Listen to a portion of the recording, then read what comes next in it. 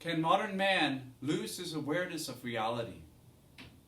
This is what haunts us every day. When we go out into the world, into the streets, into our lives, into our jobs, even if we call ourselves Christians, we read a couple Bible verses here and there and maybe light a candle in the morning. We get sucked into the machine. We get pulled into this total ignorance of reality everywhere. Joseph Piper, in his book, he writes, "The world is a creation, creatura. God is present in it. The concept of a God wholly external to the world is not a Christian concept, but the product of 17th and 18th century rationalism, the Enlightenment. God is not outside the world, and thus it is truly possible for him to reveal himself to a man whose gaze is turned upon the depths of things." A man whose gaze is turned upon the depths of things. We have to relearn how to gaze at the depths of everything around us. And we cannot do this if we keep up our pace, if we keep up the noise, if we keep up our obsession to accomplish, to create, to manipulate, to possess. I started thinking about the Sabbath last year. I read a book by an evangelical called The Ruthless Elimination of Hurry. And in that book, he talks about the way he discovered the importance of having a day, once a week, of unplugging from everything.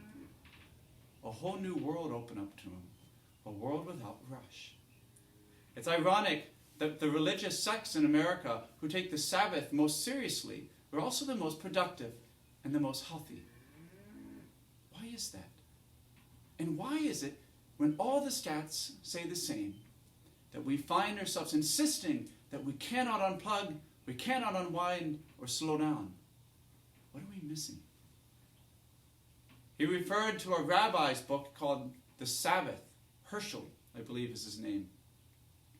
And in this book he talks about, from an Orthodox Jewish perspective, the holiness of Sabbath. That in this Sabbath there is a literal air, there is a transformation, that it isn't just some arbitrary day, but something happens. And I began to notice on Sundays, when my wife and I came home from church, and we decided from there on never to do anything else productive on Sundays, to make it a day of not cleaning, of not accomplishing, but simply enjoying being alive with our family. We have a tradition of coming home and sitting down and drinking coffee and reading books, or just listening. And I rearranged my couch so that I could sit and watch the chickens outside. That's what I think about when I wake up Sunday morning and exhausted about everything ahead of me. I can go at the end and simply sit. And then we started noticing how true this rabbi's words were. The air on Sundays and on all feast days is pregnant with something exceptional, something outside of the rest of the world. There's a fullness in the emptiness. It's as though the light shines down in heaven. If we can only say no to everything we have to do, if we can insist on not shopping, insist on not finishing our work, but simply be and drink it all in like a warm cup, then we discover something truly beautiful and awe-filled. We have to relearn how to look, how to gaze at reality. Like Joseph Piper says, how to pierce into the depths of things. If we cannot force ourselves to unplug, we're never going to be able to tune into this profound reality of God in creation. We are completely starved. I also read this week about the Neuralink, which Elon Musk is preparing and very excited to expose to the world.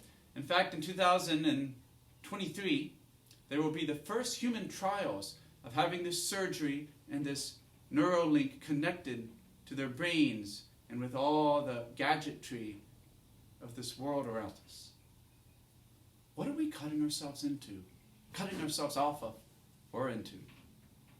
We see all these technological advances, and we think about all the things that they're giving us. What wonders! Maybe people will be able to see who are blind, or walk who are paralyzed. But as Christians, we already have a Savior who can heal us in those needs. His name is Jesus Christ. These technological advances are giving us something, but also robbing us of something too. All of them. Every advance of the 20th and 21st century has given us something, but also robbed us of something. But we keep going along, excited about everything new, and never turning around. What is the world behind us? What is the world of silence? What is the world of sitting without entertainment and listening?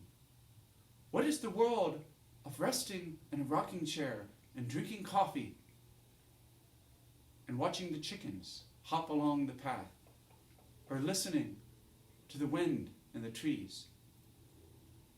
God is around us. And now, as we prepare ourselves for Christmas, we have this truth all the more radiant in our lives. God is with us. We need only to open up our hearts and to relearn how to gaze. Ave Maria, gratia plena Dominus tecum, benedicta tu in mulieribus, et benedictus fructus ventris tui, Iesus. Sancta